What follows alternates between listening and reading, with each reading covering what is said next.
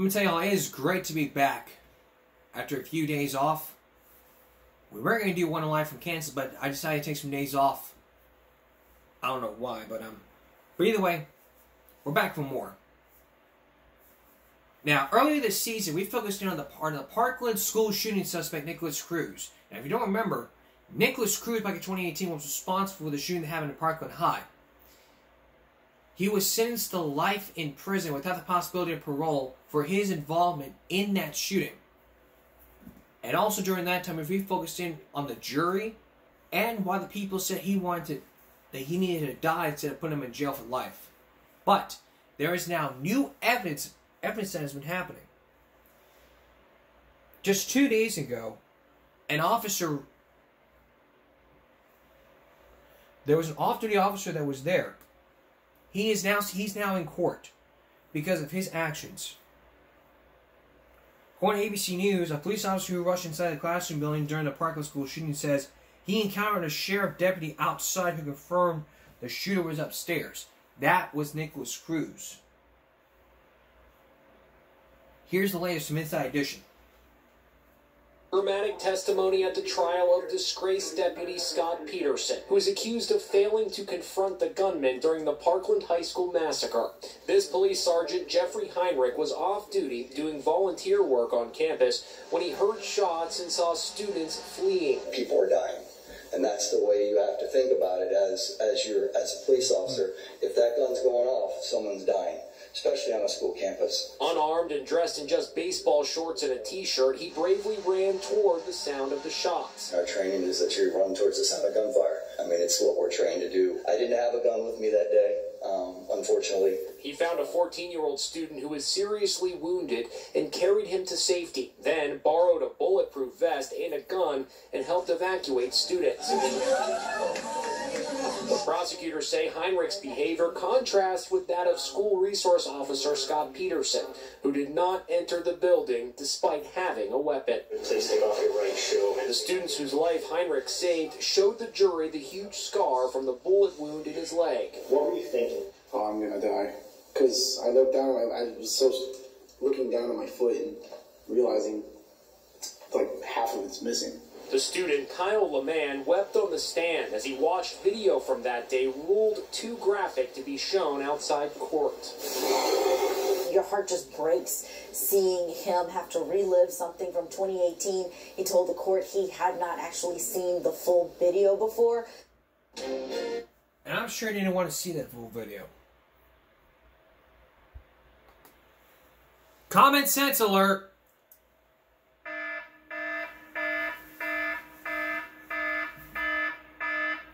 As a school resource officer, it is your duty to be entering in the building whenever there is a school shooting happening or something worse happening. You are a school resource officer. That was Scott Peterson to know his duties.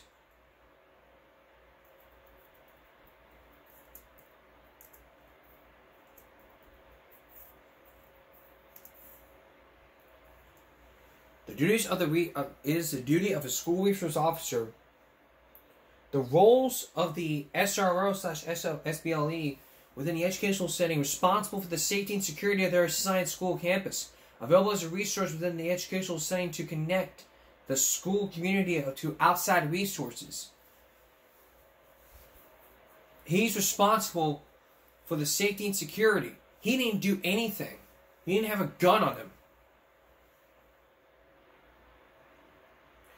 That's according to Texas State University.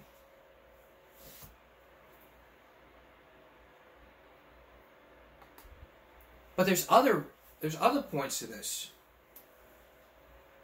The school resource officer is the main security resource of the school and a certified police officer. To be successful as a school resource officer, you should have patience and even temper, the ability to maintain fights and arguments. You should be a moral and ethical role model to the students. You're responsible for breaking up fights, arguments, assisting all parties to talk to the differences, detaining and arresting students, remanding students who commit lesser offenses to principal and vice principal, giving assembly precautions, school safety, drug, alcohol abuse, etc.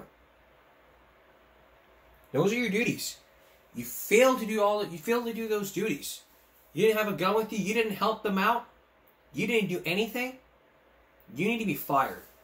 Because your role needs to be, because you failed to do so.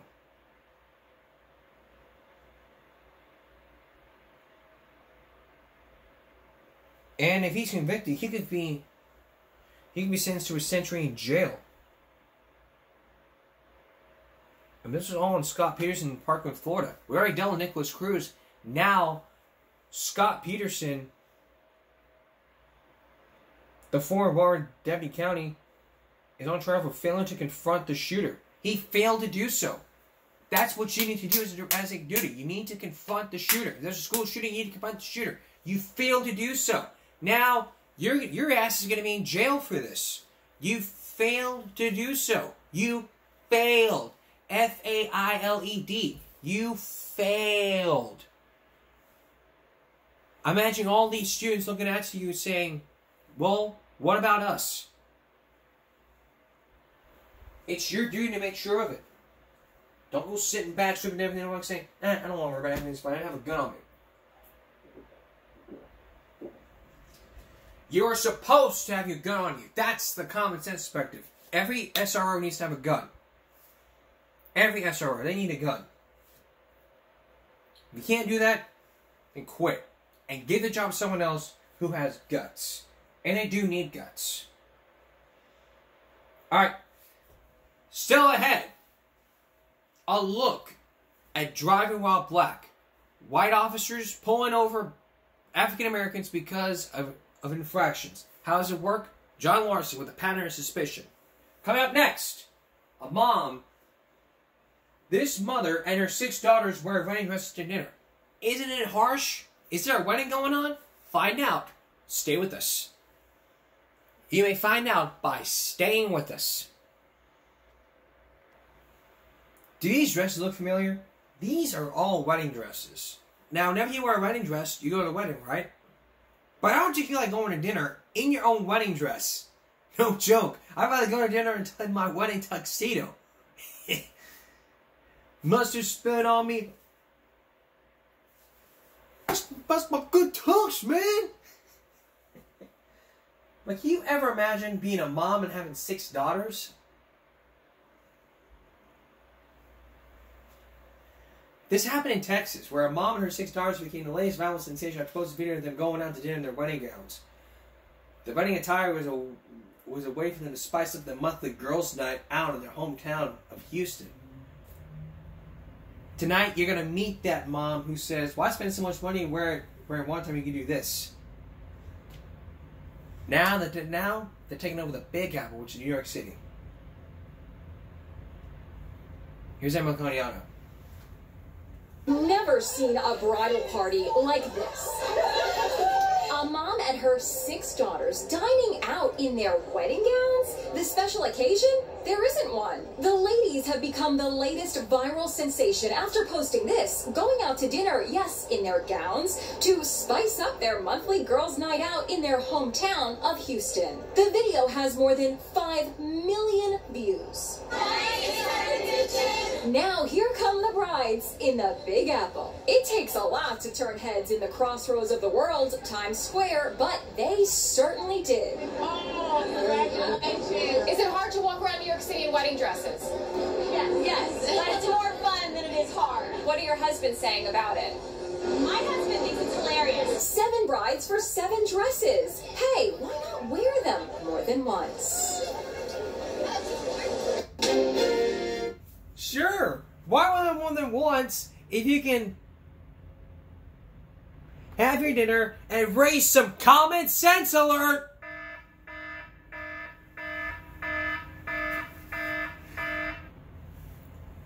I ain't gonna be bashing on this one. It's got 5 million hits. It's just funny to look at. Look, I'm not making fun of people wearing weddings. I mean, you want to wear your wedding dress to your dinner? Go ahead and do so. But it's kind of funny. It's hilarious. I mean, if you're gonna be wearing a wedding dress, I'd rather be wearing a tuxedo. Wearing a white shirt, black tie, blue, red, white, and blue. While wearing my cowboy hat and some boots in my tuxedo. That'd be funny. A red, white, and blue tuxedo with with the wedding dress on the side. Spray painted red, white, and blue. 4th of July, baby. But seriously though, if it's, I mean, you may do girls that however you want to do. You may spice it up, kick it up a notch. You may even wear your wedding dress while walking and drinking. At the same time, people look at you going, what's the occasion? It's ladies' night. Well, there ain't nothing to say about this. I applaud these women for spicing things up. You want to make it even more spicy? Have the men get involved. It may not be ladies' night. Get the men involved in this. You've gotten this right, but to make it even more perfect, here's what you do: wear your dresses, and have the men save their tuxedos. Do not have them go away. Have the men wear their wedding tuxes with them, and then see what happens. You may get 6 million views, 10 million views. It doesn't matter. It really doesn't matter. What matters is this. Y'all look great. And if I was in Houston and I saw this, I wouldn't even laugh. I just go along with it. With my smile. It would have been like, I'm not even gonna say it. Y'all look beautiful.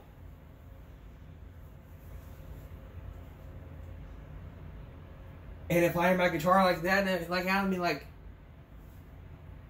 what's the occasion? Y'all want me to lead you on?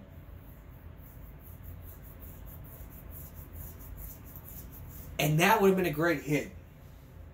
That would have been great.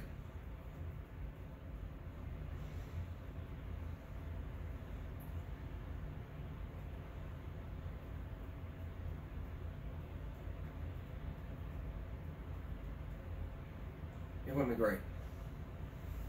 Okay. Now onto something serious.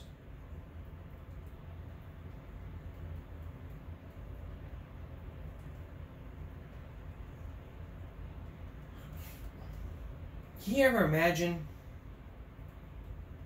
outrunning your child?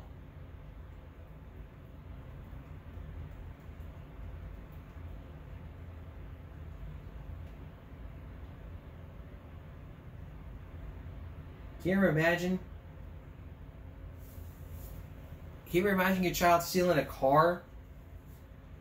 I mean, we see kids stealing cars. Like, what is this? Grand Theft Auto? Like, look at that. That's probably a 10-year-old in there. Authorities have received 911 calls from concerned drivers saying a child was driving a car. The Michigan State Police say a trooper followed a Buick Encore down Interstate 75 with sirens blaring and lights flashing about a mile. OnStar, the audio security navigation subscription service, was able to pinpoint the vehicle's location where troopers and remotely disabled the car. The 10-year-old stole the car. What was the purpose of this? Well, you're about to see body cam footage and you'll find out why. Take a look. There's a 10-year-old behind the wheel of that SUV, according to authorities.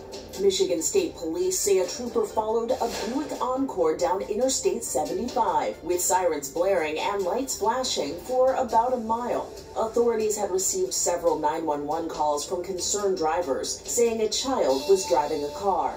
OnStar, the auto security and navigation subscription service, recognized the car had been stolen and also contacted authorities. The service was able to pinpoint the vehicle's location for troopers and remotely disable the car.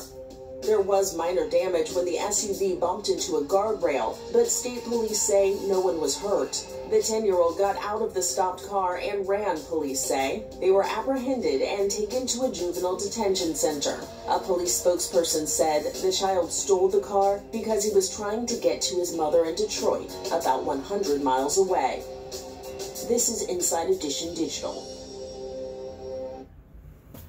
Whoa, red flags and common sense.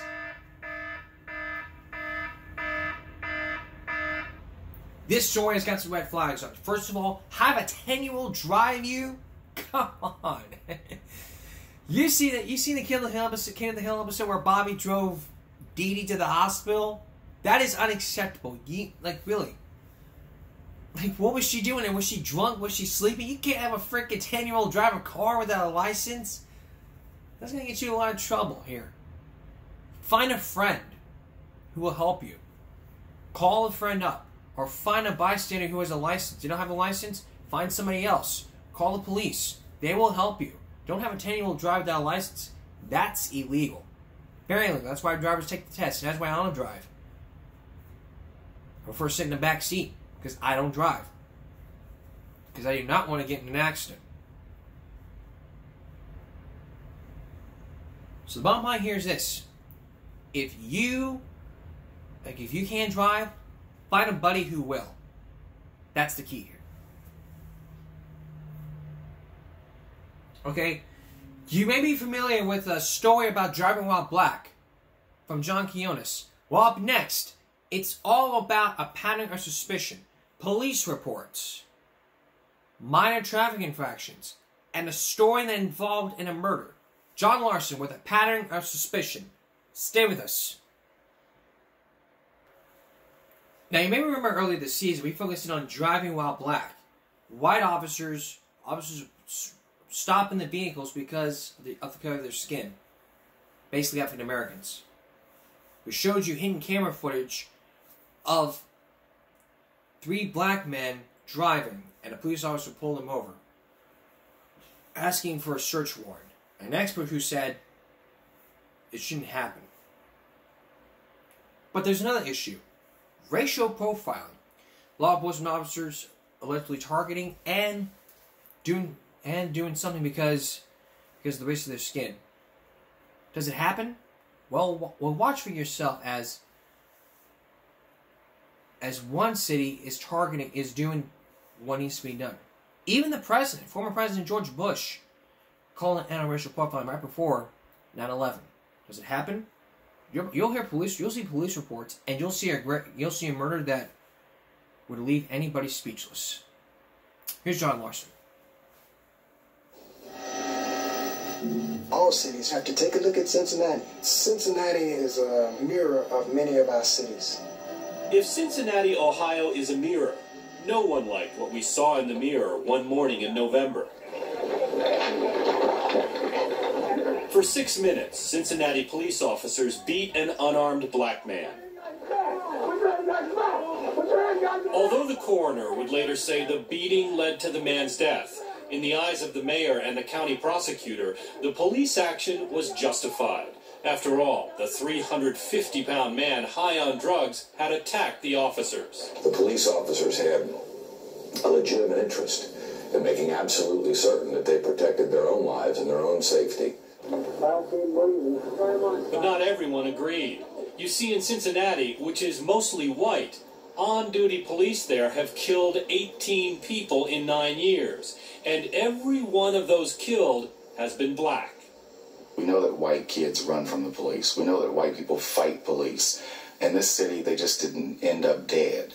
Cincinnati's Reverend Damon Lynch claims what many African Americans believe, that every day, without any cameras rolling, police treat innocent African Americans as suspects, as if they're guilty until proven innocent. It's called racial profiling, and the President of the United States has pledged to bring the practice to an end. Racial profiling. It's wrong, and we will end it in America. Tonight, the culmination of a 14-month Dateline investigation of racial profiling. New and compelling statistical evidence gathered from Cincinnati and cities across the country. Do police deny millions of Americans the most basic protection promised them in the 14th Amendment of the U.S. Constitution, equal protection under the law? Or are charges of racial profiling exaggerated or completely false? Hey, what's the problem, man? She's got a reason. We begin on the streets of Cincinnati, Ohio, a city torn by allegations of racial profiling. Hey, put your hands on the car or you're gonna go in cuffs, man. Here, police officer Ron Dammert works one of the nation's roughest neighborhoods. Over the Rhine. In 1 year, nearly 400 robberies, more than 200 assaults, 10 murders in one small, overwhelmingly black inner-city neighborhood. Most of this crime fueled by the only growth industry in sight, drugs. Each block has its own personality. It'll either be marijuana, crack cocaine, there's heroin down here, the drug trade down here, it's all because of the money. On the blocks he patrols, drug dealers try very hard not to get caught. Lookouts on each corner announce the presence of cops. Boys is the code name for police, a warning for dealers to suspend their trade. It's just the way the game is played. The dope dealers will tell you it's a game. Don't hate the player, hate the game. Increasingly, police in Cincinnati and across the country have been credited with winning the game, reducing crime, not by sitting back and playing defense, but by playing offense. This alley that we're going back to right now is a popular place for people to smoke crack. Yep, there's two right there. And playing offense is called proactive policing. She just dropped something. Sit down. Sit down. Now watch closely. What are you guys doing back here? Dammert hasn't seen any crime being committed, but he says he saw the woman drop something. And he knows, according to the U.S. Supreme Court, if he has a reasonable suspicion, he can begin a search. You don't have any problem if I search you, right? You're not wanted, sir? No, I'm not. The men are searched and released. He then turns his attention to the woman. See, I told you put something on the step, didn't I? I didn't put that. Ma'am, I saw you put it on the step. Yeah, I did. Turn around, put your hands behind your back. He had found a crack pipe right where he said he saw her drop something. She's a relatively long way away. How could you see it? It took me a long time to learn how to catch people. A hunch and a small victory, albeit very small, in the drug war. If you're doing something you're not supposed to be doing, I'm going to try to stop it. In any given year, police stop millions of Americans. But it's who they stop and why that's at the heart of the racial profiling debate. We've been labeled as racist, and I wholeheartedly know that that is not true. Does anybody honestly think that I would work in a place that is overwhelmingly African American if I was racist towards them? Nonetheless, you'll soon see how even with the best of cops, and Officer Dammert is that, hand-picked by the department to escort Dateline, how even with Cincinnati's finest, aggressive, proactive policing can breed anger and charges of racial profiling. Okay, a guy in a black hoodie right in front of Albert's Market just saw us and headed straight into the store. Officer Dammert has just seen a young black man in a sweatshirt turn away from him and decides for that reason alone the young man is worth talking to. Can I talk to you for a minute, sir? How you doing? Do you have any ID on you? Do you have anything on you shouldn't have? You look like you're trying to avoid me. No, you saw me coming and you took off around the corner and then saw me and started walking again. You got some weed on you, man? It's just a ticket. It's called stop and talk. Ask a few questions, see if he'll consent to a search. It's all perfectly legal. You know you got no warrants, right? How much money do you have on you, sir? Okay. You got a job? Where are you working at, sir? I was working on McDonald's. Oh, okay. Spread your legs for me. The man has done nothing wrong, hasn't broken any law, but does he fit a certain profile? If you didn't do nothing, man, you got nothing to worry about. Okay, and I do appreciate you cooperating with me, all right? Too short, all right? Just out here trying to get dope off the street, man. This is how we do it. Mr. Short, thanks for your cooperation, man. The young man is let go. No incident report is filled out. There'll be no record the stop ever happened. He saw us come around the corner, he turned and started to walk away. Was this racial profiling? Not in the eyes of Officer Dammert. I thought he had a warrant. I thought he had marijuana. One or the other, maybe both. You're saying I thought. You mean, in other words, you're taking an educated guess. Yes. Based on the fact that he turned away? Based on the fact that I've worked in Over the Rhine for 5 years. How important was it that he was dressed in a hooded sweatshirt, black, standing on the corner? Didn't mean a whole lot to me. His race? No. It was his activity, what he was doing. He saw me and immediately turned away. Is that reason enough to go stop him and eventually search him? No. We showed a tape of the incident to Cecil Thomas, a Cincinnati cop for 27 years, who now runs Cincinnati's Human Relations Commission.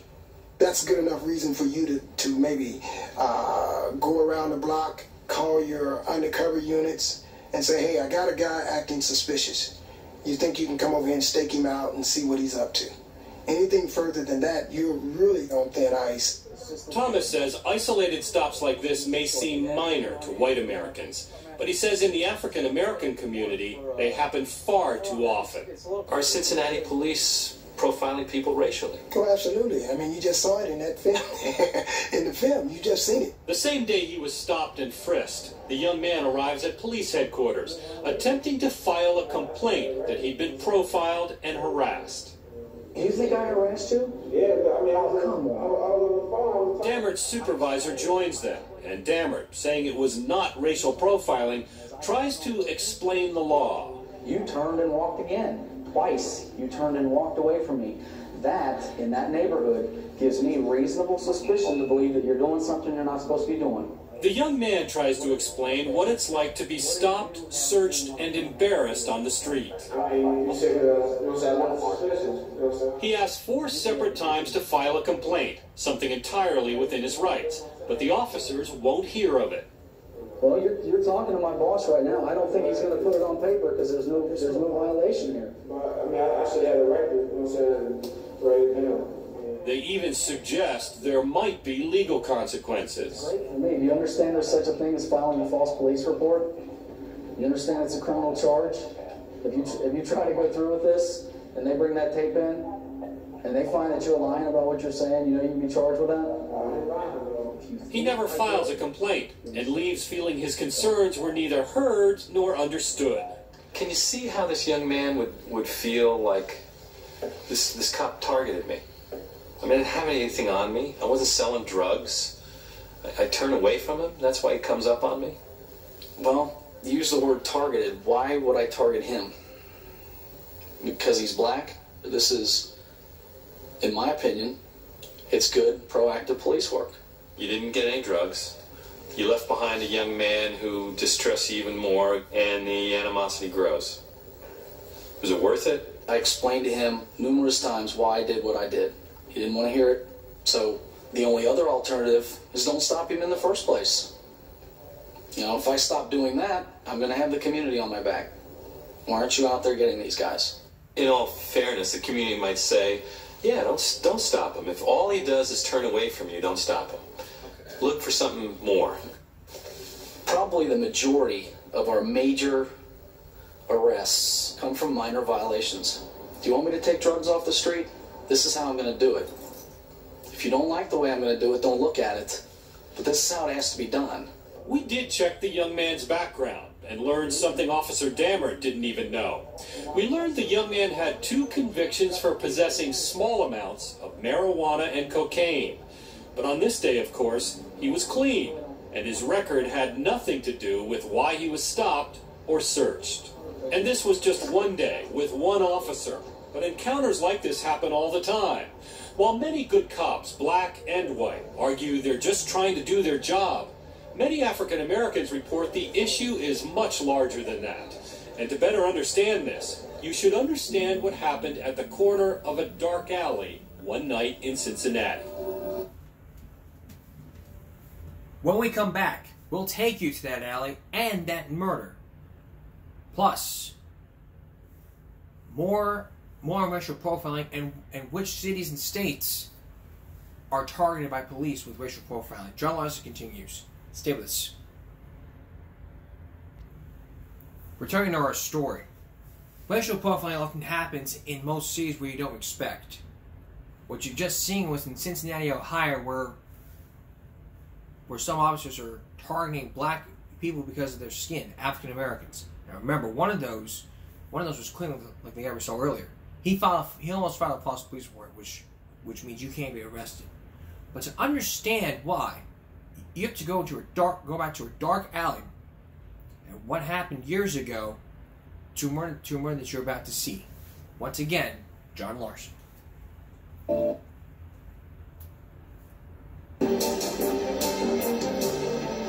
April 7th, 2001, an unseasonably warm spring night in Cincinnati, Ohio. Late that night, around 2 a.m. in Over the Rhine, a young man walking down the street is spotted by an off-duty police officer outside the Warehouse, a local nightclub. As the officer approaches, the man runs, and a chase is on. 1926. We have a suspect, male black, about 6 foot, red bandana. Last seen, he's about 1913. About 14 points on him. Other officers quickly join the pursuit. Okay, cars in the area, copy on that. Check those subjects with open warrants, approximately 14 of them, male black. A 27-year-old Cincinnati police officer spots the suspect as he runs into a dark alley. As a police car approaches, its camera rolling, you can see the officer run towards the alley, and almost immediately, a shot rings out. Shots fired. 10 more rescue units. No officer is shot. We have an officer involved shooting. The suspect is down. A single bullet fired from the officer's gun pierces the suspect's heart. He's pronounced dead at 3:02 a.m. The officer later tells investigators he thought the suspect was reaching for a gun. No gun was ever found. By dawn, the identity of the suspect comes to light. The man was 19 years old, a young father with an infant son. The man's name, Timothy Thomas. All they needed to do was to grab him. Instead, they decided to shoot him. For many of Cincinnati's African Americans, the death of Thomas, the latest in a growing number of black men to die at the hands of Cincinnati police, was the last straw. It's like we the prey and they the predator. I mean, you know, it's like they out to get us. Thomas's mother, Angela Leisure. I demand to know why. Within 24 hours, the anger and mistrust the African American community felt toward its police exploded on the streets.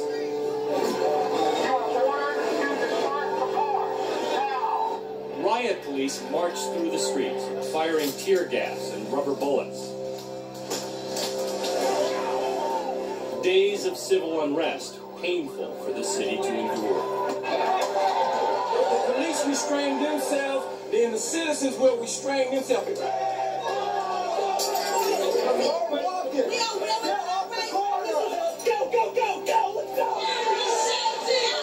But while it was the death of Timothy Thomas that enraged many in the city, it was the story of what happened to Thomas months before his death that would raise the most disturbing questions.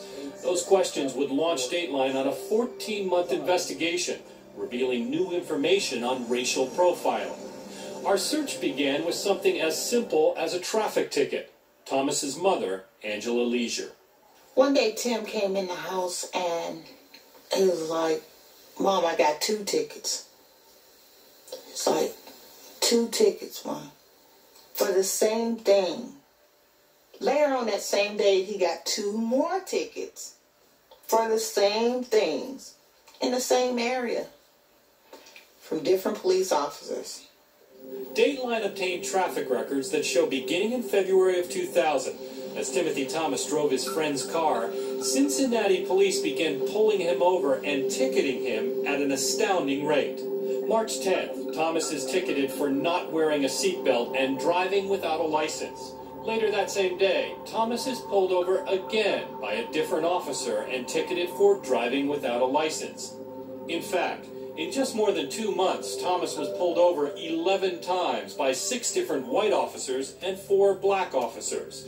They cited Thomas for 21 violations, almost all of them for the exact same things: not wearing a seatbelt or driving without a license. Driving without a license is a criminal offense and can be dangerous, which is why the law requires people to take a test to get their license. Was there ever a point where you just said, you know, Timothy, get your license, wake up? That was a point we had conversations like that. It's actually several points in time we had conversations like that. Nothing should have cost him his life that night. And at the same time, I know people will also be thinking, if he'd just gotten his driver's license, if he just hadn't run, he'd still be here. But what did you do when you were 19? Did you always think, regardless of what your parents taught you, how they brought you up, did you always think first? While it's clear Thomas broke the law, repeatedly driving without a license, the reason his tickets may be an indication of something larger is this. Think about it. Driving without a license is a non-moving violation that police can only detect after they've pulled you over. It's not a moving violation like running a red light, something police can see as you drive by. And driving without a seatbelt, that's an infraction that police must look very closely to spot. So the question is, if Thomas was being ticketed for infractions that were either difficult or impossible to see, why was he being pulled over in the first place? A mother may be the last person to ask this to, but any way, shape, and form you think your son might have been hooked up with the drug tray? Oh, no. I mean, if he was a drug dealer, he was the brokest one you would ever meet. Legally, police must have a justifiable reason to pull someone over. The officer who tried to stop Thomas the night he was shot said he recognized him after ticketing the young man a year earlier. We asked Roger Webster, who was then the head of the Cincinnati Police Union, why he thought Thomas had been pulled over and given so many non-moving violations. It's generally a cop trying to be a nice guy and say, well, I'm not going to cite you with running that stop sign. I'll just give you a seatbelt violation, or I'll give you no driver's license. You get your driver's license, take it to court, and it'll be over and done with. And that's generally what it is. Had 10 different officers all really just been nice guys, pulling Thomas over for running a stop sign or speeding, but only once issuing him a moving violation? Or was something else going on? Was this guy being profiled in some way? It's very hard to tell the color of the driver of the car at night. A lot of these are middle of the day. A lot of them are middle of the day. And again, it's hard to see into a vehicle in the daytime and tell what color the driver is in a split second. To say, well, there goes a black guy, I'm going to stop him, he probably doesn't have a driver's license. I can't see an officer doing that. But Timothy's brother Terry says officers routinely pulled over Timothy for the same reason they pull over most of the young men in the neighborhood. Because they're black, and he says police view them with more suspicion. They figure they out there selling drugs, and I mean, yeah, it's a few drug dealers, but you can't just point them out and say, yeah, he a drug dealer. If you ain't seen it or know he doing it, you can't just point him out, but that's what they was doing. They was just picking you out the crowd, and Tim got picked out a lot of times, but they didn't have no reason to pick him out. It's a charge the Cincinnati police vehemently deny. Not in Cincinnati. Ever. Ever. It's suspicious behavior. To say that a guy is stopped because he's one color or another color, I don't think so. I don't believe so. I don't believe we've done it. And I don't know of anybody that's out there that's doing it. Look at the total picture of what's going on before we go out and accuse the cops of racial profiling. Look at the total picture? Fair enough. So Dateline began one of the most ambitious statistical projects of this kind ever undertaken.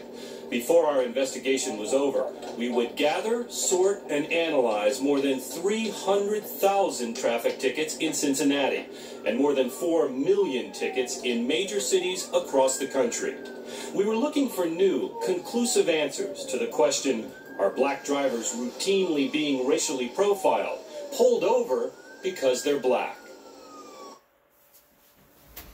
When we come back, John Larson's investigation continues with that question, as well as that question being answered. Then we're going to look into other cities that have that racial profiling. Does it happen? Stay with us and you'll find out. Returning to our story, Timothy Thomas was just a young black man who had a lot of tickets. But all the officers had to do was just pull him, not shoot him in the heart. Dateline's investigation has uncovered a lot of ticket violations. A lot of police officers who pull over African Americans. But also remember this, Cincinnati police say, we never racially profile. But now we're about to look at the bigger picture here. And that bigger picture will come in with spreadsheets and a lot of traffic violations. Here again, John Larson. How you doing, sir? when I stop cars, I really could care less what the race of the person is. Do you have any identification on you? Do Cincinnati police racially profile black drivers, using traffic stops in a way that denies them their basic constitutional right of equal treatment under the law? In an effort to find out, Dateline pulled more than 300,000 traffic tickets issued to Cincinnati drivers from 1998 to 2002. What we found was a clear pattern. Overall, Cincinnati police ticketed black and white drivers equally, except when it came to the types of tickets issued Timothy Thomas: driving without a seatbelt or license, violations that are difficult or impossible to spot until after you've been pulled over. When it came to these types of tickets, we found Cincinnati police ticketed black drivers at a rate 3 times that of white drivers. We asked Cincinnati's police union president, Roger Webster, whether this might be evidence Cincinnati police are racially profiling. I'm not saying it doesn't happen. I'm saying that the guys that I know and the Cincinnati cops that I know don't do that as a practice. We don't do it, we haven't done it, and we won't do it. The statistics themselves hinge on the amount of crime in those communities. Author and Hoover Institute fellow Shelby Steele believes the reason for the disproportionate stops is not racial profiling, but the uncomfortable truth that blacks commit a disproportionate amount of violent crime. It's the elephant in the room that we can't talk about. I mean, there's a huge amount of crime in inner city America. And so the question really is, are police stops proportionate to the amount of crime in that community? If we look at the numbers in that way, we may find that those communities are under-policed. But Dateline found that in low-crime neighborhoods, outside Cincinnati's inner city, police are pulling over and ticketing blacks for non-moving violations at disproportionate rates there as well. And the disproportionate rates hold there, too. Well, so what would your point be then? Blacks are being pulled over in low-crime, frequently white neighborhoods where there doesn't seem to be a lot of pressure to fight crime. Or maybe they're pulled over for very good reasons. Maybe they're committing more crime in those neighborhoods than other people are. We showed Dateline's research to law professor and former prosecutor David Harris, who had a very different opinion of our data. It's a very powerful piece of evidence. When you look at that, when you see that pattern, what you're seeing is that discretion that the police have is being used much differently in minority communities than it is in white communities, and it's being used in ways that allow police to have an excuse or a pretext to do searches, to do questioning, to do the kinds of things that they don't do elsewhere. Harris has studied racial profiling for years and authored a book called Profiles in Injustice. He says Dateline's research offers a window into how he believes Cincinnati police use their discretion, using minor traffic stops as a way to scrutinize people, to search them for guns, drugs, or outstanding warrants. What's the matter with that? I mean, the courts have given police officers wide discretion. The problem is, the wider your discretion and the less regulated your discretion, the more you're subject to the possibility of abuse. Police officers will tell you, the traffic code is my best friend. I know I can stop pretty much anybody I want to. If I follow them for a few blocks, it's all legal. Harris says Dateline's research shows African Americans in Cincinnati are disproportionately the subjects of such selective law enforcement. In other words, Black Americans are being racially profiled. And judging by the ticketing pattern, Harris says it's likely Timothy Thomas was too. It's a fishing expedition. He was being focused on, and they were watching him, and these violations are not the kinds of things you see from the outside of the car. He was being stopped, he was being checked, and then whatever they found, they were citing him for. The argument is that these tickets are issued when there are moments of suspicion. In other words, you suspect something, you think these people might be criminals, and they're being checked out. These tickets show up when no dope was found, no guns were found. Mm-hmm. True? Yes. As far as I'm concerned, as far as the way I do police work, yes. Yeah. If it is a legitimate violation that I can issue a legitimate legal ticket for, and I do it because I think you're in my neck of the woods doing something you are not supposed to be doing. Yes. And in Thomas's case, look how it played out. Dateline discovered that Thomas appeared in court more than 21 separate times in an effort to settle his traffic violations, even spending 2 weeks in jail when he couldn't pay the rising penalties and fines. But the fines kept coming. His younger brother, Terry. Everything, it just kept piling. It's like he would go to court for one, maybe spend 8 hours in there for one, and another one would come. It was like they never went away. Eventually, Thomas missed court dates. Arrest warrants were issued, and twice he chose to run from police rather than spend more time in jail. We have a suspect now, like about 6 foot, red bandana, about 14 points on it. So those ominous-sounding 14 warrants for his arrest on the night he was shot were not for any serious criminal activity, but all resulting from his traffic tickets. Timothy Thomas should not have driven without a license, but when this is used as a way to stop him, just to check him out, what we've got is a system that allows an end run around the Constitution. A system that appears to target African Americans because of the color of their skin. We wondered, was this just Cincinnati's problem? How would other cities across the United States fare when we examined them? Coming up next, we're going to look into other cities that do racial profile. Do those cities target African Americans? If you remember from the Primetime Live report from 1996 we showed you, actually I didn't show you, I think I did show you. I don't know if I did. I don't know if I showed it to you,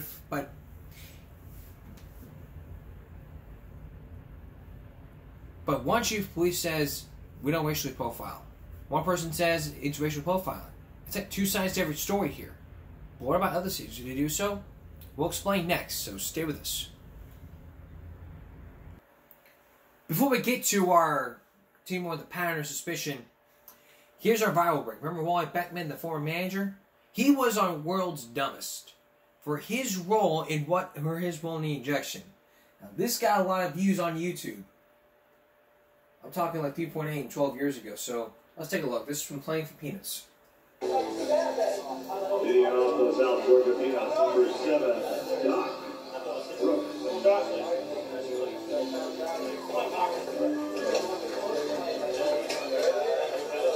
You said calls for a while? Should we get somebody else?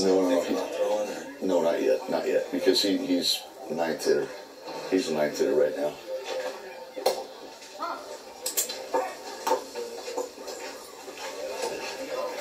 Doc.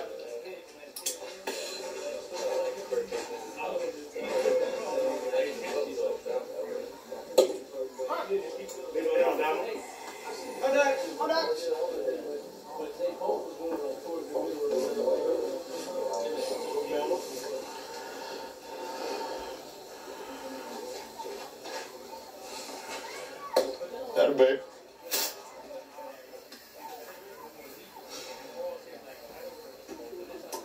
I'm actually gonna wait. Never mind then.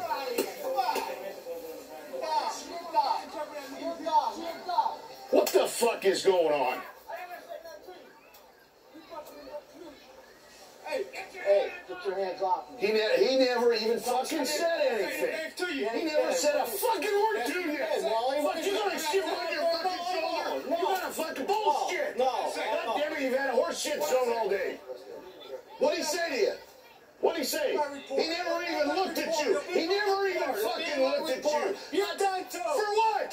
What the fuck did I just say? You motherfucker. What the fuck? No, this is bullshit. I never said a goddamn word to the guy. You know it. You know it. Let's go. Let's go. Let's go. I want to know what I said. I'm going to ask him what I said. I'm going to ask him what I said. In your report. Take your report and shove it up your fucking ass. You fucking... That's some bullshit. You know, the last guy I bombed, I'd have knocked you on your fucking ass. Put that in your fucking report.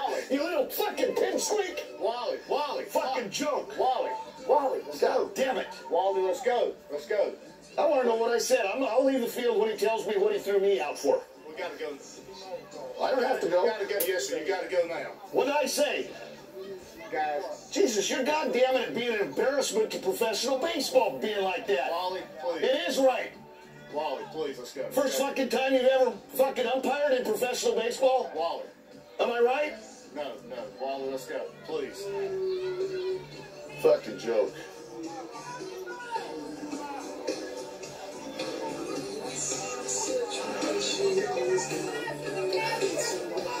He'll go to...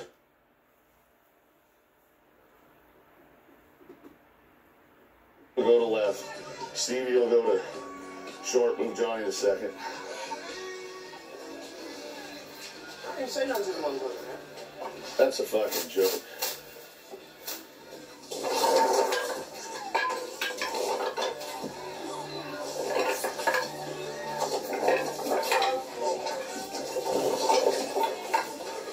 Pick that shit up, you dumb motherfuckers!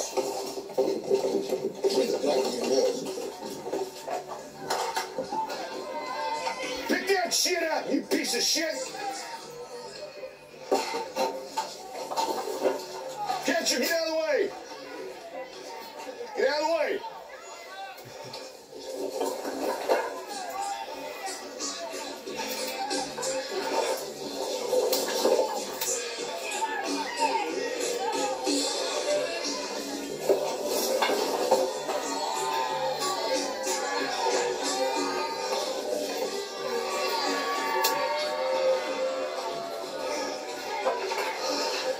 Let's go have a beer, Doc.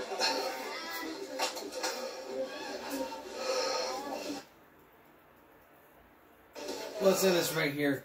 Basically, what had happened was he was mad because he was being rolled up by the umpire.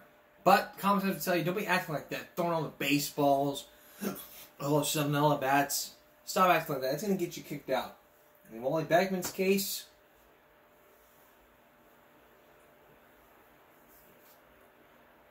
I mean, all these ejections happen. All these were from freaking 12 years ago. All of these. So, I don't even know what to tell you. There was a rant on there, but we're not going to have time to show that because we're going to get back to our story here. Now, do other cities racially profile black Americans? When we come back, we'll answer that question for you with spreadsheets. Stay with us. Well, we're now out of time, but we're going to continue this. We're going to continue this tomorrow. Now, do other cities racially profile besides Cincinnati? What do other police officers have to say? And what does the Department of Justice have to say in regards to Dateline's research? All those, that's the rest of the story of this, the rest of the pattern of suspicion will continue tomorrow. Be sure to be on the lookout for that. For more of a pattern or suspicion. As we answer the question, do officers racially profile? And we also go back to Cincinnati, in Ohio, during Timothy Thomas's time. So I hope you'll join me tomorrow for more of a pattern or suspicion. White officers targeting black people because of the color of their skin. That's giving me a break for this Monday going to Tuesday. Sorry, that's giving me a break for this Sunday going to Monday. We'll see you again tomorrow. We'll see you again if you can break Monday. Sorry, I can't talk a lot. For everyone here at YouTube, concentration.strength. Have a good night.